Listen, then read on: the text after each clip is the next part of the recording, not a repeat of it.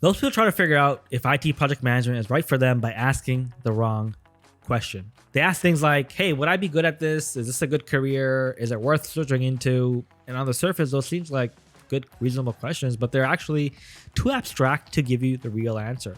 So what ends up happening is this: people read job descriptions, they watch videos, they talk to a few people in the field, and even after all that, they still don't feel any clearer because none of those things tell you what it actually feels like to do the job. I've seen people spend months, sometimes years, thinking about IT project management this way, trying to reason their way into a decision. And I've also seen other people know very quickly whether it was right for them or not. Not because they were smarter, not because they researched more, but because they paid attention to different signals. This video isn't about convincing you that IT project management is a good career. It's about helping you figure out faster whether it actually fits how you think, work, and handle pressure. The reason most people stay unsure even after doing a lot of research is actually pretty simple. It's because job descriptions don't answer the question you're actually trying to solve for. They tell you what a project manager is responsible for, but they don't tell you what it actually feels like to carry that responsibility. Most IT project management job descriptions look the same. They list tools, they list frameworks, they list years of experience. What they don't show you is the day-to-day reality. They don't show you what it's like to walk into a meeting when no one is agreeing with you, or to make decisions when you have incomplete information, or to be accountable for outcomes you don't personally control. So people read these job descriptions and they try to imagine themselves in the role, and that's where things break down. You might like the idea of coordinating work, but hate being in the middle of competing priorities. You might like planning, but don't like constant change. And none of that shows up in a job posting. There's actually a much deeper issue here. Humans are actually pretty bad at predicting whether we'll enjoy a job based on descriptions alone. We tend to focus on titles, on compensation, on status, not the emotional or cognitive load of the work itself, which is why people can feel excited about a role on paper and then feel completely drained once they're actually doing it. This is why research alone rarely gives you the right answer or a clear answer. All it does is describe the role, not the actual experience itself. So once people realize that research isn't giving them the right answer, they usually try to test project management in other ways. They take a course, they work toward a certification, they shadow a project manager, they watch day in the life videos, which, by the way, I actually made one myself on my time at Walmart, which is unlike any other day in the life video, so check it out when you have some time. And the problem is none of these actually test what makes project management hard. Courses teach concepts, but they remove the pressure. Shadowing lets you observe decisions, but you don't get to own them. Watching a project manager handle a situation is very different from being the person that everyone is turning to for the answer. Giving input feels safe, but the one making the decision feels very different. So most of these tests filter out the uncomfortable parts of the role. They remove the accountability, they remove the consequences, they remove the tension of being in the middle. So people walk away thinking, oh, I could do this. And maybe they could, but what they haven't tested yet is whether they like doing it under these real conditions. That's why so many people only find out only after they've already committed. At this point, there's a different question that needs to replace the one most people are asking. The question isn't, am I good enough for IT project management? That question assumes skill is the deciding factor.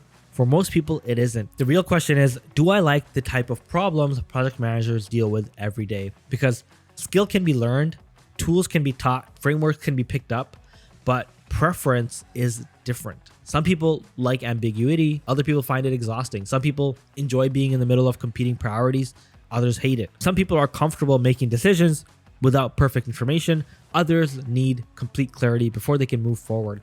And the thing is, none of those are right or wrong. They're just indicators of whether or not you're a good fit.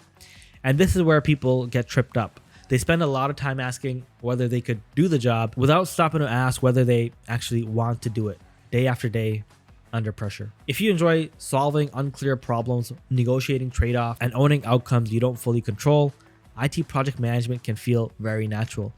If you don't, it can feel draining, no matter how competent you are. This is why the fastest way to get clarity isn't more thinking, it's just simply noticing how you respond to the conditions the role puts you in.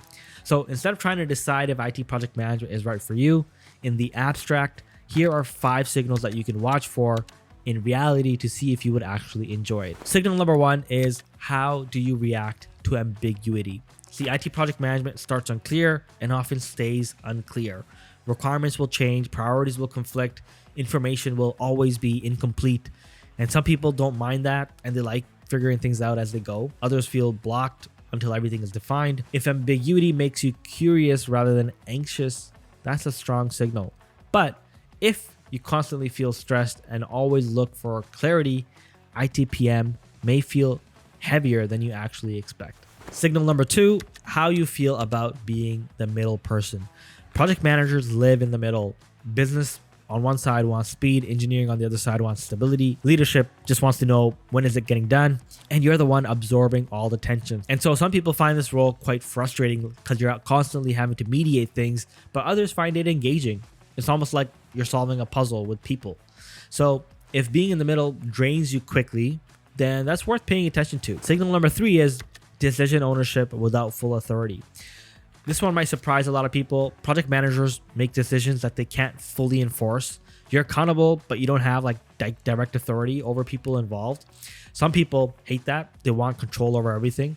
Others are comfortable influencing, negotiating, and nudging things forward. If the lack of formal authority frustrates you, project management can feel limiting. But if you're comfortable leading through influence, then it can feel quite natural. Signal number 4 is getting work done without any immediate recognition. See, good project management is mostly invisible. When things go well, no one notices. When things go wrong, everyone notices. If you need frequent validation or visible wins when you're working, this can feel quite discouraging as a project manager. If you're okay knowing that things worked because you were there and things are getting done and you know that for yourself, even if no one says it, then that's a good signal that you could be a good project manager. And then signal number 5 is responsibility for other people's work. Project managers don't do the work themselves, but they own the outcome. So you're accountable for timelines, for risks, for delivery, even when execution is done by others. Some people find that unfair. Others find it motivating.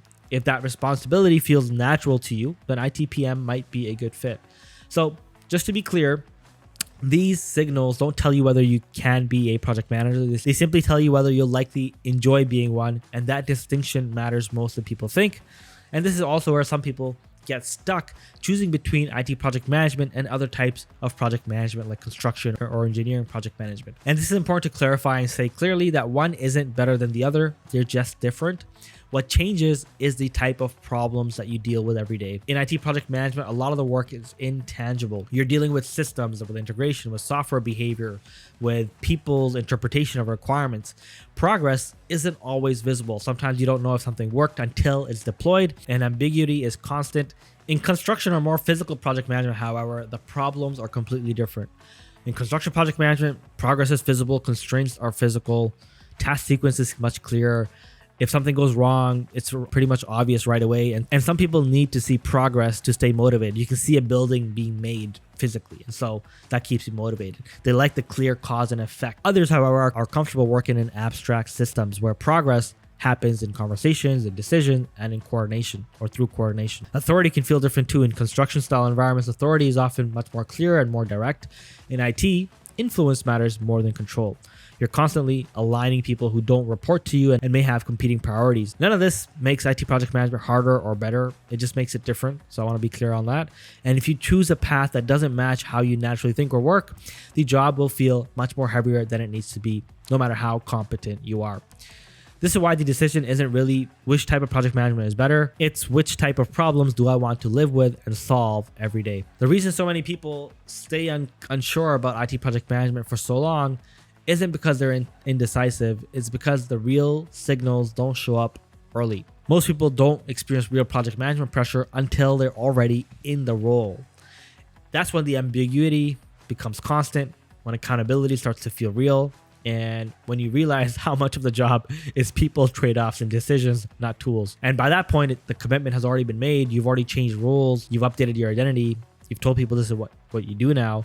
And walking away at that stage can feel really expensive, not just financially, but also emotionally. And so some people will push through that discomfort much longer than they should, or they convince themselves the role will feel better once things settle down. Sometimes it does, but a lot of times it doesn't. The key point here is that the system, this corporate system, doesn't give you a clean, low-risk way to test a job before you're actually accountable for it. That's why many people only get clarity after they've already crossed the bridge and gotten the role as a project manager. And that's also why finding a way to test the role earlier without committing is so valuable.